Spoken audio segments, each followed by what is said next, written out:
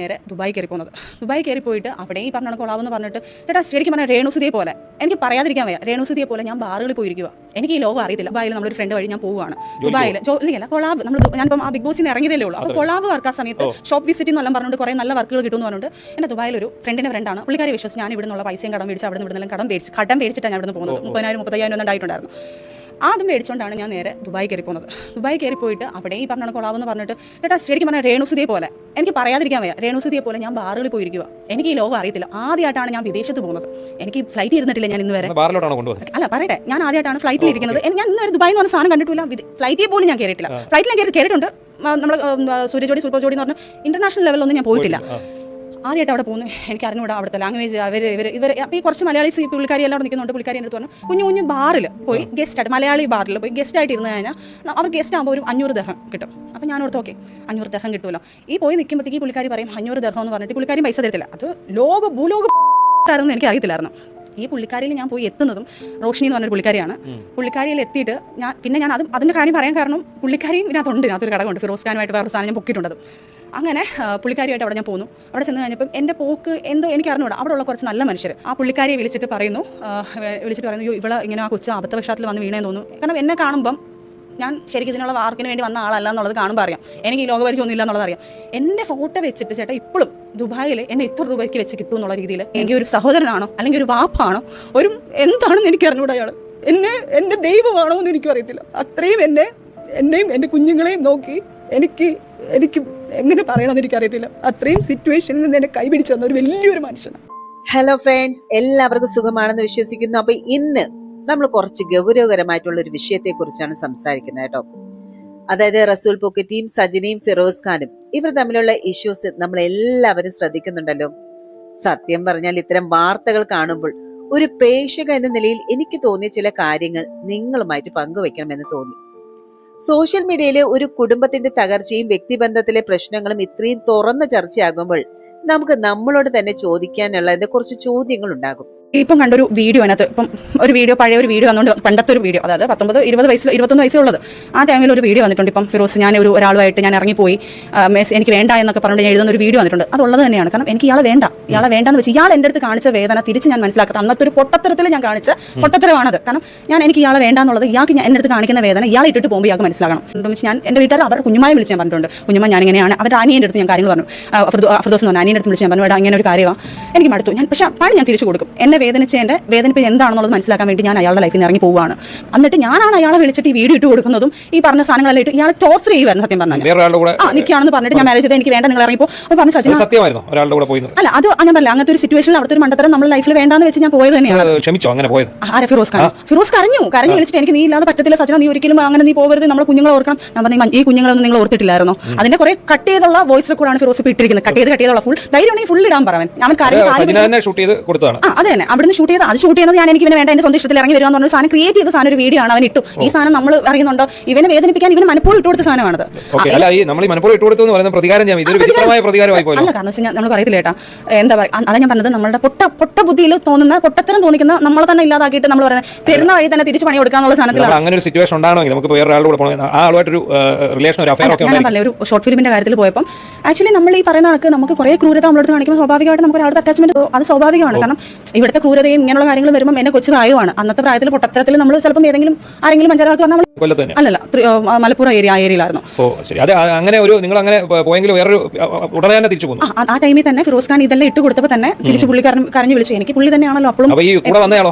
അല്ല അതൊക്കെ നമ്മൾ പ്ലാൻഡ് ആയിരുന്നു. ഇങ്ങനെ ഒരു സംഭവം ക്രിയേറ്റ് ചെയ്ത സാധനമാണ്. എന്നിട്ടും പുള്ളിക്കാരൻ ആക്ച്വലി ഒരു പ്രതികാരത്തിന് വേണ്ടി അഭിനയിച്ചു അല്ലല്ല ശരിക്കും പറഞ്ഞാൽ അത് കഴിഞ്ഞപ്പോഴത്തേക്ക് പുള്ളിക്കാരൻ എൻ്റെ അടുത്ത് ഭയങ്കരമായിട്ട് ആത്മാർത്ഥമായിട്ട് സ്നേഹം പുള്ളിക്കാരൻ അങ്ങ് സീരിയസ് ആവുന്നുണ്ടായിരുന്നു. പക്ഷേ എന്റെ മനസ്സിൽ എനിക്ക് റിവെഞ്ച് ആയിരുന്നു പുള്ളിക്കാരൻ. ശരിക്കും പറഞ്ഞാൽ അതും വേണമെങ്കിൽ പറയാം. എനിക്ക് പുള്ളിയെടുത്തുള്ള പ്രതികാരം തെറ്റാൻ ഒരാളെ ഉപയോഗിച്ചു തന്നെ വേണമെങ്കിൽ പറയാം. ഒന്നുമില്ല, അവർ അന്നേ നമ്മൾ അതെല്ലാം അന്നേ വിട്ട കാര്യം.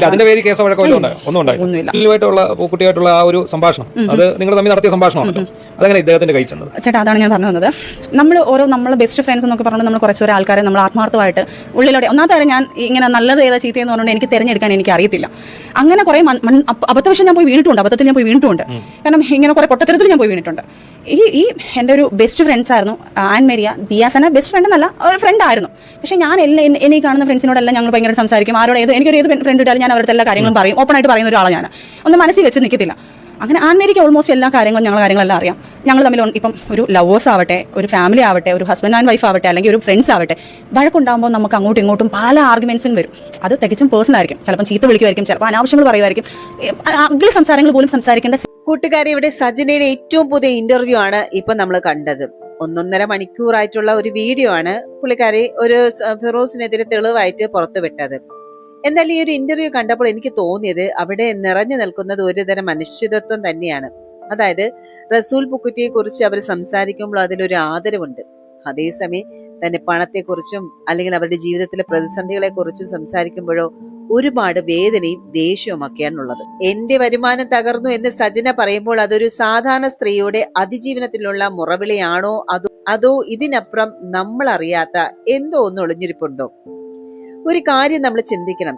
ഈ പറഞ്ഞ മനുഷ്യൻ, അതായത് സജനയുടെ ജീവിതത്തിലെ മോശം സമയങ്ങളിൽ കൈപിടിച്ചുയർത്തിയ ഒരാളാണ്. അങ്ങനെ ഒരാളെ കുറിച്ച് സംസാരിക്കുമ്പോൾ ഇത്രയധികം വിവാദങ്ങൾ സൃഷ്ടിക്കേണ്ടതുണ്ടോ എന്നാണ് എന്റെ ഒരു ചോദ്യം. അങ്ങനത്തെ ഒരു സിറ്റുവേഷൻസിൽ ഒരു ഞങ്ങളെ തികച്ചും പേഴ്സണൽ ആയിട്ടുള്ള ഒരു വോയിസ് റെക്കോർഡാണ് ഇപ്പം ആൾക്കാരിട്ട് ആഘോഷിച്ചുകൊണ്ടിരിക്കുന്നത്. അതെ, അതെ ഞാൻ പറഞ്ഞു വന്നത്. അത് ഞാൻ കൊടുത്തില്ല. ഞാൻ എൻ്റെ ഒരു ഫ്രണ്ട് ഇപ്പം ആൻമേരിയ എന്ന് പറഞ്ഞ പുള്ളിക്കാരിക്കും ദിയ എന്ന് പറഞ്ഞ സ്ഥലത്തും ഞങ്ങളുടെ പ്രശ്നങ്ങൾ നിൽക്കുമ്പോൾ ഞങ്ങൾ മിക്കായി ഞാനുമായിട്ടുള്ള പ്രശ്നങ്ങൾ വരുമ്പോൾ സോൾവ് ചെയ്യാൻ ഇവരൊക്കെ ആയിരുന്നു ഇടയ്ക്ക് നിൽക്കുന്നത്. ചെറിയ കുഞ്ഞു കുഞ്ഞു പ്രശ്നങ്ങൾ വരുമ്പോൾ ഫ്രണ്ട്സുകൾ അങ്ങോട്ടും ഇങ്ങോട്ട് ഇടപെടും. അല്ല, റസൂലിക്കായിട്ടുള്ള പ്രശ്നത്തിലും ഞങ്ങൾ ചെറിയ അങ്ങോട്ടും ഇങ്ങോട്ടും പ്രശ്നങ്ങൾ അഫെയർ അല്ല ചേട്ടാ. എനിക്ക് ഇപ്പോഴും ഞാനത് പറഞ്ഞാൽ എനിക്ക് അറിഞ്ഞൂടാ പുള്ളി എനിക്ക് ആരാണെന്ന് ചോദിച്ചാൽ എനിക്കത് അതിനൊരു ഇതില്ല. കാരണം വെച്ച് കഴിഞ്ഞാൽ എന്നെ ഒരു വീഴ്ചയിൽ എന്നെ കൈപിടിച്ച് കയറ്റിക്കൊണ്ട് ഫോട്ടോ വെച്ചിട്ട് ചേട്ടാ ഇപ്പോഴും ദുബായിൽ എന്നെ ഇത്ര രൂപയ്ക്ക് വെച്ച് കിട്ടും എന്നുള്ള രീതിയിൽ എൻ്റെ ഫോട്ടോ വെച്ച് അവിടെ പ്രചരിപ്പിച്ചു തുടങ്ങി. ഇവള് ബിസിനസ് ചെയ്യുവാണ്, എന്നെ കൊണ്ടുവച്ചിട്ട് ഇവളാണ് ബിസിനസ് ചെയ്യുന്നത്, എത്ര രൂപയ്ക്ക് എന്നെ കിട്ടുമെന്ന് പറഞ്ഞുകൊണ്ട് എന്നെ കിട്ടും എന്നുള്ള രീതി. ഇത് ഞാൻ അറിയുന്നത് പോലും ഇല്ല. പൊട്ടി ഞാൻ ശരിക്കും പറഞ്ഞാൽ എനിക്ക് അറിഞ്ഞൂടെ. നമ്മൾ ഷോപ്പ് വിസിറ്റിംഗ് പറയുമ്പോൾ നമ്മൾ ഗൾഫിലൊക്കെ പോകുമ്പോൾ ഇതാണ് എനിക്ക് അറിഞ്ഞൂടെ. പോയി അവിടെ ഇരിക്കുക, വരുക, ഒന്നുമില്ല. നമ്മൾ നല്ല ഡ്രസ്സിൽ തന്നെ പോയിരിക്കുന്നത്. നമ്മൾ അവിടെ പോയിട്ട് ഒന്നും ചെയ്യണം, അവിടെ പോയി ഇരുന്നാൽ മതി. അപ്പം അവർ എല്ലായിടത്തും പോയി ചിലവരൊക്കെ മറ്റേ വൈനൊക്കെ മേടിച്ചുകൊണ്ട് വരും. നമ്മളവിടെ നമുക്കൊരു കോക്ടെയിൽ പോലെ മറ്റേ ഈ ജ്യൂസ് പോലത്തെ ഒരു സാധനം കൊണ്ട് വെക്കും. നമ്മൾ അവിടെ ഇങ്ങനെ ഇരിക്കും. ഞാൻ മറ്റേ മന്ദബുദ്ധികളെ പോലെ അവിടെ ഇരുന്ന് ഇവർ എൻ്റെ കൂടെ കാണും. ഞാനിരുന്ന് ഓക്കെ ഇതാണ് എൻ്റെ അവിടുത്തെ ഇത്. അത് കഴിഞ്ഞപ്പോൾ കുറേ കഴിഞ്ഞപ്പോൾ എൻ്റെ പേര് ഇങ്ങനെ അതാവെന്ന് പറഞ്ഞപ്പോഴത്തേക്ക് ഈ പുള്ളിക്കാരിയെ വിളിച്ച് എൻ്റെ കുറച്ച് ഫ്രണ്ട്സുകൾ, അവിടുത്തെ കുറച്ച് ഫ്രണ്ട്സുകൾ പറഞ്ഞു ഈ കൊച്ചിനെ ഇവിടുന്ന് കൊണ്ടുപോയിക്കോ, അവളൊരു പൊട്ടിപ്പെണ്ണ, ഇനി നെക്സ്റ്റ് ചിലപ്പോൾ ഇവളെ കൈവിട്ട് പോകും. അതായത് ഭയങ്കര ഇല്ലീഗലായിട്ടുള്ള നടക്കുന്ന സ്ഥലത്തല്ല എന്നെ കൊണ്ടുപോകാം. അപ്പം നേരെ തിരിച്ച് എന്തെങ്കിലും പ്രതികരിക്കുന്നതാണെങ്കിൽ പ്രതികരിച്ചിട്ടുണ്ട്, ഞാൻ പ്രതികരിക്കും. പക്ഷെ അങ്ങനത്തുള്ള എന്നെ ഒരിക്കലും യൂസ് ചെയ്തിട്ടില്ല. ദൈവ സത്യം ഇനി പറയും ഞാൻ അങ്ങനെ പോയി പേഴ്സൺ പറയും. എൻ്റെ മക്കൾ സത്യം, എൻ്റെ മോൻ സത്യം, മോൾ സത്യം, ഒരിക്കലും ഒരുത്തന്നെ എന്നെ തൊടാനോ വൃത്തിയുടെ രീതിയിലൊന്നും വന്നില്ല. പക്ഷെ ആ സിറ്റുവേഷനിലോട്ട് ആയി വരുമായിരുന്നു. എന്നെ വെച്ചിട്ട് ബിസിനസ് ചെയ്യാന്നുള്ള രീതിയിലായിരുന്നു അവിടെ. അപ്പോഴത്തേക്ക് പുള്ളിക്കാരി ഓടി, ഇതറിഞ്ഞ് പുള്ളിക്കാരിയുടെ പൈസ എടുത്ത് പുള്ളിക്കാരി അവിടെ ഓടിയെത്തി എന്നെ. ശരിക്കും പറഞ്ഞാൽ അവരൊക്കെ അവരെയും കൂടി ഇപ്പം ഇതിനകത്ത് പിടിച്ചിട്ട് കേട്ടാ. അവരില്ലായിരുന്നെങ്കിൽ ഇന്ന് ഞാൻ പേഴ്ചകളായിട്ട് തീർച്ചയാണ്. അല്ലെങ്കിൽ ഞാൻ വെറും മറ്റേ നമ്മൾ എങ്ങനെ ജീവിക്കുന്നത് എനിക്ക് അറിഞ്ഞൂടെ. ചിലപ്പോൾ എനിക്കറിയത്തില്ല, എൻ്റെ അവസ്ഥ എന്താണെന്ന് പോലും അറിയത്തില്ല. കാരണം അറിയാൻ പറ്റാത്ത ലോകത്ത് പോയി എന്താ പെട്ടുപോകുന്ന സംഭവങ്ങളാണ്. ചില പെണ്ണുങ്ങൾ പോയി പെട്ടുപോകുന്ന പറയുന്നവർക്ക് പെട്ടുപോയാണ് ഞാൻ. അവിടുന്ന് എന്നെ ഈ പുള്ളിക്കാരി വന്നിട്ട് ഈ പുള്ളിക്കാരി വിളിച്ച് പുള്ളിക്കാരുടെ അടുത്ത് റസൂൽക്കാർത്തൊക്കെ വിളിച്ച് പറയുന്നു ഇവരെല്ലാവരും കൂടെയാണ് എന്നെ സപ്പോർട്ട് ചെയ്ത് അവിടുന്ന് കൊണ്ടുവരുന്നത്. ചേട്ടൻ എന്നെ വിളിച്ച് നല്ല പ്രൊട്ടക്ഷൻ, നല്ലൊരു കെയറിങ്, അതായത് നമ്മൾ പോയ ഒരു വൃത്തികെട്ട കുഴിയിൽ നിന്ന് എന്നെ രക്ഷപ്പെടുത്തിക്കൊണ്ട് വന്ന ഒരു വ്യക്തിയാണ്. കാരണം അതിനുവേണ്ടി പൈസ ചെലവാക്കി ഒരു കുഴിയിൽ നിന്ന് തന്നെ വേണം പറയാം, അത്രയും വലിയൊരു കുഴിയിൽ നിന്ന് എന്നെ രക്ഷപ്പെടുത്തിക്കൊണ്ട് വന്നത്. പിന്നെ എൻ്റെ മെന്റൽ സപ്പോർട്ടിംഗ് ആയിട്ടൊക്കെ ഇവർ ഭയങ്കര ഹെൽപ്പ് ചെയ്തിട്ടുണ്ട്. പിന്നെ നല്ല തിക് ഫ്രണ്ട്സ് ആയി ഞങ്ങൾ. കുറേ കാര്യം അങ്ങോട്ടും ഇങ്ങോട്ടും ഓരോ കാര്യങ്ങൾ എന്ത് വന്നാലും ഞാൻ അങ്ങോട്ട് പറയും എങ്ങനെയാണ് എന്ത് ചെയ്യണം എന്ന് വെച്ചാൽ എനിക്ക്. അതായത് ചേട്ടാ ഞാൻ അതിനുശേഷം ഒരു വർഷം വർക്കില്ലാതെ ഇരുന്നിട്ടുണ്ട്. എൻ്റെ കുഞ്ഞുങ്ങളുടെ ഫീസ്, എൻ്റെ കാര്യങ്ങൾ, എൻ്റെ വീട്ടു ചെലവ് എല്ലാം അയാൾ എന്നെ ഹെൽപ്പ് ചെയ്തിട്ടുണ്ട്. എനിക്ക് എൻ്റെ ദൈവ തുല്യമാണ് എനിക്ക് അയാൾ. കാരണം പുള്ളിക്കാരൻ എനിക്ക് ചെയ്തിട്ടുള്ള ഹെൽപ്പ്, കാരണം ഒരു പടുക്കുഴിയിൽ പോയി വീഴാൻ പോയ ഒരു കുട്ടിയെ പിടിച്ചുയർത്തി എണ്ണിച്ചിട്ട് വന്നതിന്റെ ശിക്ഷയാണ് ഇപ്പം വന്നത്. പുള്ളി അങ്ങോട്ടും ഇങ്ങോട്ടും നമ്മളെല്ലാം സംസാരിക്കാനായി. ഇപ്പോഴും ആ ബന്ധത്തിന് എന്ത് വിലയാണെന്ന് എനിക്ക് അറിഞ്ഞൂടാ. എനിക്ക് എൻ്റെ ആരാന്ന് ചോദിച്ചാൽ എനിക്ക് ഇപ്പോഴും പുള്ളി എന്താണെന്ന് എനിക്ക് മെൻഷൻ ചെയ്യാൻ പറ്റുന്നില്ല. ഒരു കാമുകനാണോ, അല്ലെങ്കിൽ ഒരു സഹോദരനാണോ, അല്ലെങ്കിൽ ഒരു വാപ്പാണോ, ഒരു എന്താണെന്ന് എനിക്ക് അറിഞ്ഞൂടാ. അയാൾ എൻ്റെ ദൈവമാണോ എന്ന് എനിക്കും അറിയത്തില്ല. അത്രയും എന്നെയും എൻ്റെ കുഞ്ഞുങ്ങളെയും നോക്കി എനിക്ക് എങ്ങനെ പറയണമെന്ന് എനിക്കറിയത്തില്ല. അത്രയും സിറ്റുവേഷനിൽ നിന്ന് എന്നെ കൈപിടിച്ചു വന്ന ഒരു വലിയൊരു മനുഷ്യൻ. എന്തായാലും ഇന്റർവ്യൂവിൽ അവർ വീണ്ടും അത് വ്യക്തമാക്കാൻ തന്നെ ശ്രമിക്കുന്നുണ്ടെങ്കിലും കാര്യങ്ങൾ കൂടുതൽ സങ്കീർണമാവുകയാണ് ചെയ്യുന്നത്. ശരിക്കും അതാണ് അങ്ങനെ തോന്നിയത്. ഒരു പക്ഷേ ആ ഒരു നിസ്സഹായാവസ്ഥയിൽ അവർക്ക് പിടിച്ചു നിൽക്കാൻ മറ്റു വഴികളില്ലായിരിക്കാം. എങ്കിലും ഇത്തരം കാര്യങ്ങൾ അത് പബ്ലിക് പ്ലാറ്റ്ഫോമിൽ വരുന്നത് ആ ഒരു കുടുംബത്തിന്റെ സമാധാനത്തെ എങ്ങനെയായിരിക്കും ബാധിക്കുക എന്ന് നമ്മളൊന്ന് ആലോചിക്കണം. ഇവിടെ ദൈവമായി കണ്ട ഒരാളെ ഒടുവിൽ പണത്തിന് വേണ്ടി തള്ളി പറയേണ്ടി വരുന്നു എന്നുള്ള അവസ്ഥ എത്രത്തോളം ഭയാനകമാണ്. ദിയാസനയ്ക്ക് നമ്മൾ ഈ എൻ്റെ വോയിസ് റെക്കോർഡ്, ഇപ്പം എനിക്ക് ചേട്ടൻ ഒരു വോയിസ് റെക്കോർഡ് ഇട്ട് അത് ഞാൻ മറ്റൊരാൾക്ക് ഇട്ട് കൊടുക്കണമെങ്കിൽ ചേട്ടൻ്റെ അടുത്ത് എന്തെങ്കിലും എനിക്ക് റിവെഞ്ച് മൈൻഡ് ഉണ്ടായിരിക്കും. ഉണ്ടാവാതെ എന്തായാലും ഒരിക്കലും ഒരിക്കലും ഇവിടെ എന്താ റിവഞ്ച്? ഇവിടെ എന്ന് പറഞ്ഞാൽ ദിയാസന എന്ന് പറഞ്ഞ വ്യക്തി എന്റെ വീട്ടിൽ വന്നിട്ട് കുറച്ച് ഫ്രണ്ട്സ് എല്ലാം ആയിട്ട് വന്നിട്ട് ബിഗ് ബോസ് കുറച്ച് ടീമുകളായിട്ട് വന്നിട്ട് നമുക്ക് എല്ലാവർക്കും കൂടാടി എന്നൊക്കെ പറഞ്ഞുകൊണ്ട് എല്ലാവരും കൂടെ വന്നിരിക്കാന്ന് പറഞ്ഞു എന്റെ വീട്ടിൽ വന്നു. കാരണം എന്റെ അറ്റ്മോസ്ഫിയർ ഭയങ്കര രസമാണ്. ഞങ്ങൾ എല്ലാവരും കൂടെ ട്രിവാൻഡ്രത്ത് ഒരു വീട് എടുത്തിട്ടുണ്ടായിരുന്നു. ഞാൻ ശാസ്ത്രമംഗലത്ത് ഒരു വീട് എടുത്തിട്ടുണ്ടായിരുന്നു. വർക്കിന്റെ ഒരു ആവശ്യത്തിന്, കാരണം ഷൂട്ടിന് പോകണം വരണം. അതുപോലെ തന്നെ എനിക്ക് അവിടെ ഒരു ബൊട്ടിക്ക് തുടങ്ങാനുള്ള സംഭവം ഉണ്ടായിരുന്നു. അതിന് വേണ്ടി എടുത്തിട്ട് നല്ല അറ്റ്മോസ്ഫിയർ ഒക്കെ. അപ്പോൾ നമ്മൾ ഇവരൊക്കെ വന്നപ്പോഴത്തേക്ക് ബിഗ് ബോസ് ടീം വന്നപ്പോഴത്തേക്ക് ദിയാറിനോട് ഇവരെ നമുക്ക് എല്ലാവരും കൂടെ കറങ്ങാൻ പോകാന്നെല്ലാം പറഞ്ഞു. ഞങ്ങൾ എല്ലാവരും കൂടെ പോയി പുറത്തൊക്കെ ഫുഡൊക്കെ കഴിച്ചു. തിരിച്ച് വന്നപ്പോൾ എന്നോട് പറഞ്ഞു നമുക്ക് സജിനയുടെ വീട്ടിൽ പോയിരിക്കാന്ന് പറഞ്ഞു. അപ്പം ഞാൻ ശരി എന്ന് പറഞ്ഞ് സ്വാഭാവികമായിട്ട് വന്നിരിക്കുന്ന നല്ല രസമാണെന്ന് 4-5 പേരുണ്ടായിരുന്നത് ബിഗ് ബോസിലുള്ള. അതിനകത്ത് ഒരാൾ മാത്രം ദിയയുടെ ഒരു കൂടെ നടക്കുന്ന ഒരു പയ്യൻ. അതും പറഞ്ഞിട്ട് അവരൊന്നും ഞാൻ പിടിച്ചിരുന്നില്ല അതിനകത്ത്. ബാക്കിയെല്ലാം ബിഗ് ബോസിലെ ടീമായിരുന്നു. വന്നു ഇവരെല്ലാവരും നമ്മൾ ഇന്ന് സംസാരിച്ചുകൊണ്ടിരിക്കുമ്പോൾ AC റൂം എവിടെയാന്ന് പറഞ്ഞാൽ നമ്മൾ AC റൂമിലോട്ട് കയറുന്നു. ദിയാസന ഒരു കവർ എടുക്കുന്നു, പൊടിക്കുന്നു, കുറേ സാധനങ്ങൾ ചെയ്യുന്നു. അപ്പോൾ തന്നെ ഞാൻ അങ്ങ് ഡെസ്പായി. സത്യം പറഞ്ഞാൽ MDM ആയിരുന്നു അതെടുത്ത് ചെയ്തുകൊണ്ടിരിക്കുന്നത്. ഇത് റീസെന്റ് ഒരു 5 മാസം പോലും 4 മാസം പോലും ആയിട്ടില്ല. അപ്പം റീസെന്റ് നടന്നതാണ്. ഈ പ്രശ്നങ്ങൾക്കൊക്കെ മുന്നെയാണ് എടുത്തിട്ട് പൊടിച്ചിട്ട് പുള്ളിക്കാരി എടുത്തിട്ട് ചെയ്യാൻ പോകുന്നു. അപ്പോൾ തന്നെ എന്റെ മുഖമൊക്കെ അങ്ങ് മാറി. മുഖമൊക്കെ മാറിയപ്പോൾ എൻ്റെ അടുത്ത് ചോദിക്കുന്നു. ഇല്ല ആ സമയത്ത് ഞാൻ എന്റെ ഷൂട്ടിന് വേണ്ടി മാത്രം എടുത്തിട്ടുള്ള സാധനമാണ്. ഇല്ല ഞാൻ ആ സമയത്ത് ഒറ്റയ്ക്കേ ഉള്ളൂ. ഷൂട്ടിന് പോകുമ്പോൾ ഞാൻ അവിടെ നിൽക്കും. തിരിച്ച് ഞാൻ ഷൂട്ട് കഴിയുമ്പോൾ ഞാൻ നേരെ പോകും. കാരണം ഹോട്ടൽ റൂമിന്, കാരണം എനിക്ക് ഒരു പൈസ തരുന്നുണ്ട് ഹോട്ടൽ റൂമിന് പകരം എനിക്ക് റൂമിന്. പിന്നെ ഇവിടെ എടുത്തിട്ടിരിക്കുന്നത് എൻ്റെ ഒരു ബൊട്ടിക്കിന് വേണ്ടി സ്റ്റാർട്ട് ചെയ്യാനുള്ള രീതിയിൽ ഞാൻ എടുത്തിട്ടിരിക്കുന്നത്. അപ്പോൾ ഈ ഷൂട്ടിന് മാത്രമേ ഞാൻ അവിടെ നിൽക്കുള്ളൂ. റൂം മാത്രമേ ഞാൻ സെറ്റ് ചെയ്തിട്ടുള്ളൂ. ആ റൂം താമസിക്കാൻ വേണ്ടിയിട്ട്. ഈ ഹോട്ടൽ റൂമിൽ നിൽക്കുമ്പോൾ എനിക്ക് ബാത്റൂമിലൊക്കെ പോകാൻ ഭയങ്കര കുറച്ച് പ്രശ്നം. ഹോട്ടൽ ബാത്റൂമിലൊക്കെ പോകാൻ കുറച്ച് പേടിയുള്ളതുകൊണ്ട് ഞാൻ അതുകൊണ്ട് ഞാൻ എപ്പോഴും ഒരു പ്രൈവറ്റ് നമുക്ക് ഇതിന് വേണ്ടിയിട്ട് എടുത്തിടും. അങ്ങനെ അവർ അതിൻ്റെ പൈസയും പിന്നെ നമുക്ക് ഇതിൻ്റെ ഒരു പർപ്പസും ഉണ്ടല്ലോ. അങ്ങനെ ഈ സാധനം വന്നിട്ട് ചേട്ടാ അവിടെ വന്ന് എൻ്റെ അടുത്ത് വന്ന് പുള്ളിക്കാരി ഈ സാധനങ്ങൾ ചെയ്യുക. എനിക്ക് എന്ത് ചെയ്യണമെന്ന് എനിക്കറിയത്തില്ല. ഇറങ്ങി പോകുന്നു പറയാനും പറ്റുന്നില്ല. എനിക്കറിയില്ല. നോ പറയേണ്ട സ്ഥാനത്ത് നമ്മൾ നോ പറയണമെന്ന് പറയുന്നത് സത്യമാണ്. ഞാൻ വല്ലാത്ത ഘട്ടത്തിൽ നിൽക്കും. അപ്പോൾ ഇവരുടെ അടുത്ത് ചോദിക്കുന്നുണ്ട് എന്താ സജിന എന്ത് മുഖമൊക്കെ മാറുന്നത്? ഞാൻ പറഞ്ഞില്ല, ചെറിയൊരു പ്രശ്നം നടക്കുക. അപ്പോൾ ഞാൻ നിൽക്കായിട്ട് കുറച്ച് പ്രശ്നങ്ങൾ നടക്കുകയെന്ന് ഞാൻ പറഞ്ഞത്. അദ്ദേഹത്തിനോട് പോലും ഞാൻ പറഞ്ഞിട്ടില്ല, ആർക്കും ഞാൻ പറഞ്ഞിട്ടില്ല കാര്യങ്ങൾ. എനിക്ക് പേടിയാണ്. കാരണം വലിയൊരു സാധനം കൊണ്ടുവന്ന് എൻ്റെ ചോദ്യം ചെയ്ത് കഴിഞ്ഞാൽ ഞാൻ എന്ത് ചെയ്യും? അങ്ങനെ ലാസ്റ്റ് ഞാൻ ഫോൺ വിളിക്കുന്നതിൻ്റെ പേരും പറഞ്ഞ് വെളിയിൽ ഇറങ്ങും. ഇവരെങ്ങനെ എനിക്ക് പറഞ്ഞു വിട്ടേ പറ്റത്തുള്ളൂ. അപ്പോൾ ഉടനെ ദിയാൻ്റെ അടുത്ത് പറയുന്നത് സജിന അവരുമായിട്ട് പ്രശ്നങ്ങളൊക്കെ നടന്നിട്ട് നീ രണ്ടെന്ന് കുറച്ച് എടുത്ത് തിന്ന് അങ്ങനെ എന്ത് ചെയ്യാനെന്ന് പറഞ്ഞു. ഞാൻ പറഞ്ഞു ദിയാ നീ എന്തോ പറഞ്ഞു. ഇപ്പം ഒരു വൈൻ കുടിക്കുന്നതാണോ ഒരു ബിയർ കുടിക്കുന്നതാണോ അല്ല ഇത് ഭയങ്കര സമയം. എന്നെ ദേവി ഇത് നിർബന്ധിക്കരുത് പ്ലീസ് ദിയാന്ന് പറഞ്ഞിട്ട് ഞാൻ ഫോൺ എടുത്തും ചെവി വെച്ചോണ്ട് ഞാൻ ഇറങ്ങി. കുറേ കഴിഞ്ഞപ്പോൾ ഇവർക്ക് മനസ്സിലായി. ഇവർ പിന്നെ ടെറസിൻ്റെ മേളിൽ കയറി. അവിടെ ഞാനൊരു പെട്ടെന്ന് ഞാൻ കുറേ കഴിഞ്ഞിട്ടാണ് അവിടെ കയറി പോകുന്നതും എനിക്കത് ഒട്ടും ഓക്കെ ആവുന്നില്ല എന്ന് ഇവർക്ക് മനസ്സിലായി തുടങ്ങി. അപ്പോൾ പയ്യെ അങ്ങ് ദിയാ കുറച്ച് കഴിഞ്ഞപ്പോൾ ഇവരെല്ലാവരും പോയി കഴിഞ്ഞ് കുറച്ച് നാളെ എൻ്റെ അടുത്ത് ഞാൻ അങ്ങോട്ട് വിളിക്കാനും പോയിട്ടില്ല. കാരണം എനിക്കതൊരു പേടി സ്വപ്നം പോലെയായിരുന്നു.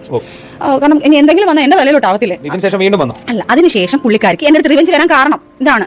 എൻ്റെ അടുത്ത് അതിനുശേഷം പുള്ളിക്കാർ എന്നെ വിളിച്ചിട്ട് പറഞ്ഞു സജിന ഞങ്ങൾ അങ്ങോട്ട് ഒരു ദിവസം വരാൻ വേണ്ടി നിൽക്കുക. ഞങ്ങൾ കുറച്ച് പേരുണ്ട്, ഞങ്ങൾ കുറച്ച് ഫ്രണ്ട്സ് എല്ലാം അങ്ങോട്ട് വരാം. ഞാൻ പറഞ്ഞു ദിയാ ഈ വീട്ടിൽ അങ്ങനെയുള്ള കാര്യങ്ങൾ നടക്കത്തില്ല. എൻ്റെ കുഞ്ഞുങ്ങളെയും കൊണ്ട് ഞാൻ ഇങ്ങോട്ട് വരാൻ നിൽക്കും. ശരിക്കും ആരാണ് ഇവിടെ തെറ്റുകാർ? സജിനയാണോ അതോ ഈ സാഹചര്യങ്ങളാണോ? ഈ ചോദ്യത്തിന് മറുപടി പറയാൻ നമുക്ക് ആർക്കും കഴിയില്ല. കാരണം ഇത് അവരുടെ ജീവിതമാണ്. എങ്കിലും നിങ്ങളുടെ അഭിപ്രായം അറിയാൻ എനിക്ക് ആകാംക്ഷയുണ്ട്. ഇതൊരു ശരിയായിട്ടുള്ള രീതിയാണോ? നിങ്ങൾ സജിനയുടെ സ്ഥാനത്താണെങ്കിൽ എന്ത് ചെയ്യുമായിരുന്നു? താഴെ ഒന്ന് കമന്റ് ബോക്സിൽ തീർച്ചയായിട്ടും നിങ്ങളുടെ അഭിപ്രായം രേഖപ്പെടുത്തണം. നിങ്ങളുടെ ഓരോ അഭിപ്രായങ്ങളും എനിക്ക് പ്രധാനപ്പെട്ടതാണ്. വീഡിയോ ഇഷ്ടമായെങ്കിൽ ഒന്ന് ലൈക്ക് ചെയ്യുക, സപ്പോർട്ടും ചെയ്യുക. അടുത്ത വീഡിയോ ആയിട്ട് നമുക്ക് ഉടനെ കാണാം. അതുവരെ നന്ദി, നമസ്കാരം.